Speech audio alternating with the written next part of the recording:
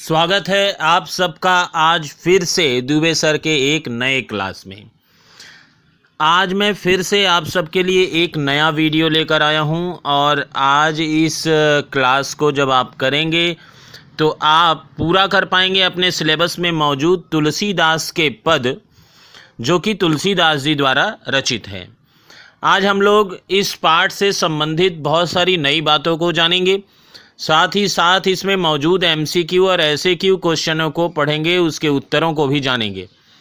चलिए शुरू करते हैं बिना समय गंवाए। हाँ, एक बात मैं ज़रूर आपसे कहना चाहता हूँ कि मैं अपने प्रत्येक वीडियो में आपसे अपील नहीं करता कि आप मेरा चैनल सब्सक्राइब करें, आप मुझे लाइक करें, पर मैं चाहता हूँ अगर आप ऐसा करते हैं तो पढ़ाने का जो मन है वो और भी ज़्यादा अत्यधिक बढ़ता है और बहुत अच्छा लगता है जब आपके काम कोई चीज़ आती है जिसे मैंने बनाया।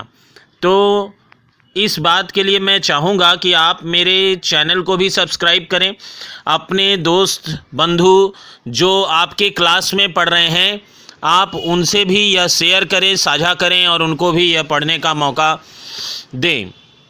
तो चलिए शुरू करते हैं आज का क्लास। बहुत ध्यानपूर्वक आप हमारे साथ बने रहें। पूरा चैप्टर आपको कंप्लीट करना है, इस चैप्टर से संबंधित एमसीक्यू और एसएक्यू को कंप्लीट करना है।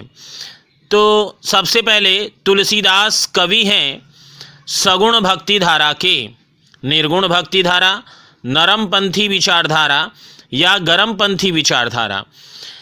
तो आप उत्तर देंगे तुलसीदास कवि हैं सगुण भक्ति धारा के। अगला प्रश्न है तुलसीदास शिष्य हैं रामानंद के, रामानुजाचार्य के, वल्लभाचार्य के या नरहरिदास के। आप उत्तर देंगे चौथा नरहरिदास के। अगला प्रश्न है तुलसीदास की शिक्षा हुई काशी में, राजापुर में, मथुरा में, भदोही में। उत्तर देंगे काशी में। तुलसीदास के पिता थे आत्माराम दुबे, तोताराम, गोपाल दास या सीताराम। उत्तर होगा आत्माराम दुबे। अगला प्रश्न है तुलसीदास उपासक हैं कृष्ण के, राम के, शिव के या विष्णु के। तो यह हम सब जानते हैं भली भांति कि गोस्वामी तुलसीदास जी ने राम के बारे में ही लिखा है और इसलिए वो राम के ही उपासक हैं। अगला प्रश्न है तुलसीदास की पत्नी थी मुनिया, रत्नावली, यशोधरा, नागमती। आप उत्तर देंगे रत्नावली। रत्नावली ही वह औरत है तुलसीदास जी के जीवन में मौजूद जिन्होंने तुलसीदास को तुलसीदास बनाया है। तो आप ध्यान रखें रत्नावली। अगला है तुलसीदास की प्रसिद्धि का कारण है रामचरितमानस, गीतावली, कवितावली या रामायण। तो आप उत्तर देंगे रामचरितमानस, क्योंकि यह एकमात्र पुस्तक है जिसे रचकर तुलसीदास अमर हो गए हैं। रामचरितमानस की भाषा है ब्रज भाषा, खड़ी बोली, अवधी, अवहट्ट। आप उत्तर देंगे अवधी। दोहावली के रचनाकार हैं तुलसीदास, कबीरदास, जायसी, बिहारी। तो चूँकि हम लोग तुलसीदास की ही चर्चा कर रहे हैं इसलिए आप यहाँ समझ सकते हैं कि यहाँ उत्तर तुलसीदास ही होगा। अगला प्रश्न है जो मित्र के दुख से दुखी नहीं होता है वह पापी है, पातकी है, दुष्ट है या दुर्जन है। आप उत्तर देंगे पातकी है। अगला प्रश्न है सच्चा मित्र मित्र के छोटे से दुख को समझता है, रज के समान, मेरु के समान, मेरुदंड के समान, बहुत बड़ा। आपको मैं बता दूं यह इस पाठ से संबंधित उस दोहे से पूछा गया है जहां पर यह कहा गया था कि निज दुख गिरि सम रज करि जाना, अपने पर्वत के समान दुख को धूल के समान समझे और मित्र के धूल के समान दुख को पर्वत के समान समझकर जो आचरण करता है वही सच्चा मित्र होता है। तो यहाँ पर उत्तर होगा रज के समान, नहीं मेरु के समान। हाँ, ये उत्तर होगा कि मेरु के समान, मेरुदंड और ये बहुत बड़ा नहीं। आप उत्तर देंगे मेरु के समान। अगला प्रश्न है सच्चा मित्र क्या करता है? मित्र को कुपथ पर चलाता है, कुपंथ से सुपंथ की ओर चलाता है, मित्र की रक्षा करता है, मित्रता के दायित्व से मुक्त करता है। तो आप उत्तर देंगे कुपंथ से सुपंथ की ओर चलाता है। अगला प्रश्न है, हमारे जीवन के 4 सूल क्या हैं? अर्थ, धर्म, काम, क्रोध, दुष्ट सेवक, कृपण राजा, कुनारी, कपटी मित्र, दैहिक दैविक भौतिक ताप, काम, क्रोध, मद, लोभ। तो मैं आपको बता दूं कि यहाँ वह दोहा आप याद रखें कि सेवक, सठ, नृप, कृपन, कुनारी, कपटी मित्र, सूल समचारी। यहाँ उस दोहे से यह प्रश्न है, तो आप इसका उत्तर देंगे दुष्ट सेवक, कृपण राजा, कुनारी और कपटी मित्र, यानी मूर्ख नौकर, कंजूस राजा, बुरे आचरण वाली नारी और जो मित्र कपटी होता है, ये जीवन के 4 सूल के समान होते हैं। अगला प्रश्न है, किसके माध्यम से राम और सुग्रीव की मैत्री हुई?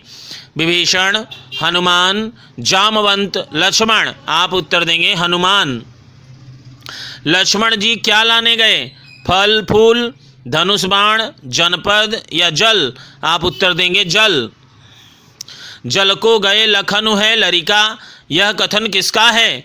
सीता जी का, राम जी का, मैया का या ग्राम बधुओं का? आप उत्तर देंगे सीता जी का। अगला प्रश्न है, भुभुरी शब्द का क्या अर्थ है? तपती दोपहरी, तपती धूल, बिना घुंघरू के पायल, रेगिस्तान। आप उत्तर देंगे तप्त धूली। अगला प्रश्न है, राम ने प्रिया को थका हुआ जानकर क्या किया? छाँव में खड़े हो गए, लक्ष्मण की बाट जो होने लगे, यात्रा कुछ देर के लिए स्थगित कर दी या पाँव से कंटक निकालने का बहाना करने लगे? तो आप उत्तर देंगे पाँव से कंटक निकालने का बहाना करने लगे। अगला प्रश्न है, तुम्हारा मन कब पछताएगा? सच्चा मित्र नहीं मिलने से, समय और धन के सदुपयोग से, अवसर बीत जाने से या अपना काम ना करने पर? तो यहाँ प्रश्न उस लाइन से है कि मन पछता के रह जाएगा जब अवसर बीत जाएगा, तो आप इसका उत्तर देंगे अवसर बीत जाने से। अगला है, कवि के अनुसार हमारा जीवन क्या है? सुलभ, सहज, दुर्लभ, निष्फल। आप उत्तर देंगे दुर्लभ।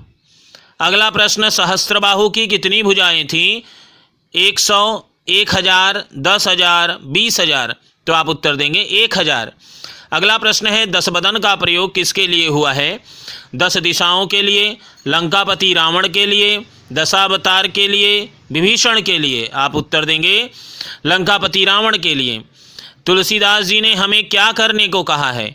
धन और मान का परित्याग, मन कर्म वाणी से भगवत स्मरण, संन्यास ग्रहण या वैराग्य धारण? मन कर्म वाणी से भगवत स्मरण, यह सही उत्तर है। सहस्त्रबाहु दशानन की क्या गति हुई?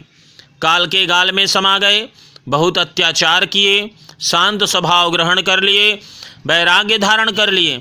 आप उत्तर देंगे काल के गाल में समा गए।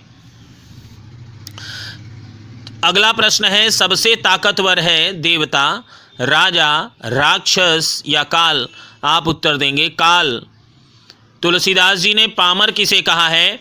पापियों को, मन को, राक्षसों के लिए, अपने आत्मीय जनों के लिए। तो यहाँ पर आप मानव मन की बात करेंगे और दूसरा उत्तर मानव मन के लिए कहा है तुलसीदास ने, तो आप ये उत्तर देंगे।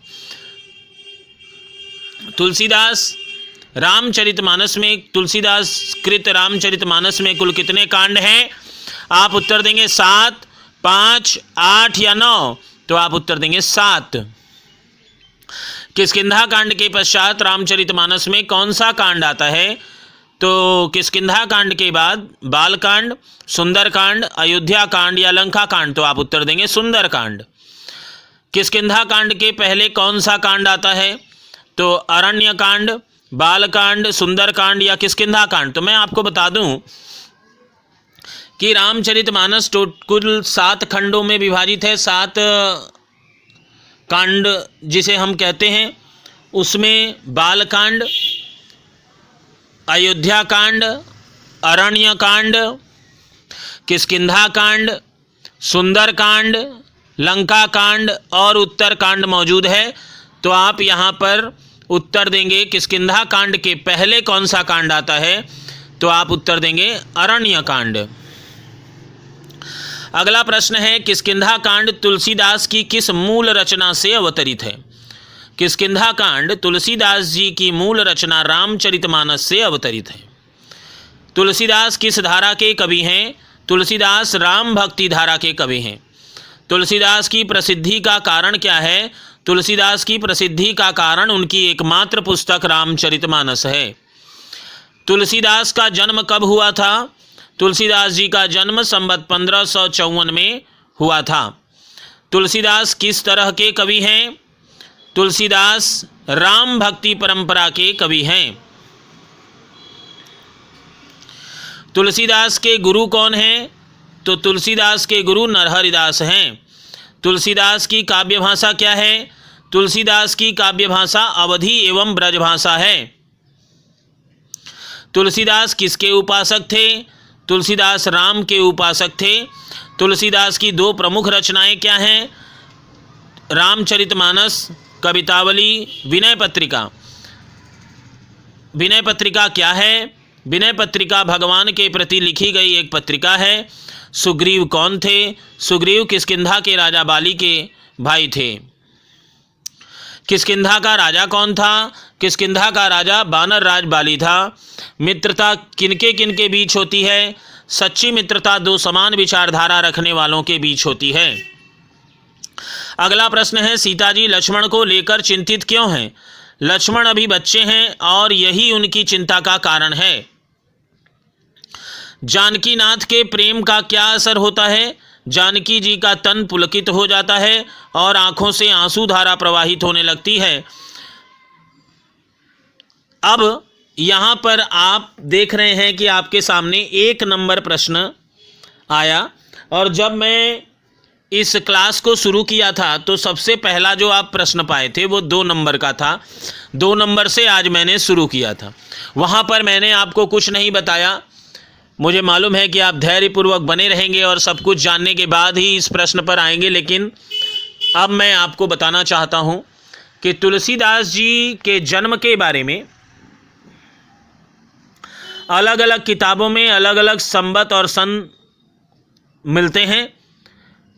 मैंने इसके पहले जो लिखा है वहाँ 1554 दिया। आपको मैं बता दूं कि आप विक्रम संवत 1589 या फिर सन 1532, यानी तुलसीदास जी का जन्म हुआ था विक्रम संवत 1544, 1556, 1589 और 1554, तो आप तीसरा वाला उत्तर देंगे 1589 और 1532। अगर सन लिखेंगे तो 1532 और संवत लिखेंगे तो 1589, और कहीं कहीं पर 1554 और इत्यादि भी मिलता है। तो आपसे बता दूं कि अधिक मान्य ये 1589 या सन 1532 है। आप उसी को लिखें और उसी उत्तर को लिखने पर आप नंबर पाएं। तो इस प्रकार जो भी यहाँ डाउट आपके इस पूरे क्लास में क्रिएट हुआ वो मैंने कंप्लीट किया और पाठ से संबंधित सारी बातें बताई। तो आप बिल्कुल बने रहें। मार्केट में कुछ चलने वाली किताबें भी ऐसी हैं जिनमें बहुत सारे उत्तर गलत भी हैं, तो आप उनको बहुत ध्यानपूर्वक पढ़ें। कहीं कहीं वहाँ ऊपर के पैराग्राफ और नीचे के पैराग्राफ में ही कॉन्ट्राडिक्शन देखने को मिलता है, अलगाववाद देखने को मिलता है, कहीं कुछ लिखा है और कहीं कुछ। तो मैं उन पब्लिशरों से भी ये चाहूँगा कि वो इन बातों का सुधार करें, और साथ ही साथ मैं ये भी चाहूँगा कि बच्चे, आप लोग जो पढ़ाई कर रहे हैं उनको यह चाहिए कि आपको कहीं भी अगर शंका मौजूद हो, शंका आए तो आप अपने गुरुजन से पूछें, या फिर आप उसकी जांच पड़ताल अच्छी तरह से करके ही फाइनल परीक्षा में प्रस्तुत हों और मौजूद हों, ताकि आप वहां पर सही उत्तर देकर आ सकें। और इस प्रकार हम लोग आज का यह क्लास समाप्त करते हैं। इसके बाद मैं आपसे यह कहना चाहूँगा कि अगर आप मुझे और भी सुनना चाहते हैं तो आप गूगल के सर्च बॉक्स में जाकर आप दुबे सर पॉडकास्ट टाइप करें। वहाँ पर मेरे audio site, anchor audio site, और साथ ही साथ और भी ब्लबरी, गूगल पॉडकास्ट, एप्पल पॉडकास्ट और भी तमाम हब हॉपर, तमाम ऐसे ऑडियो साइट्स पर मैं आपको मिल जाऊंगा। वहाँ पर अलग अलग बिंदुओं पर, अलग अलग विषयों पर आप मेरे से और भी बहुत सारी जानकारी प्राप्त कर सकते हैं। तो मैं यह जानकारी भी आपको यहाँ देना चाहता था। चलिए, मिलते हैं फिर और एक अगले क्लास में। आज तक के लिए यहीं विश्राम लेते हैं। धन्यवाद आप सभी का। अपना प्यार बनाए रखें और इसी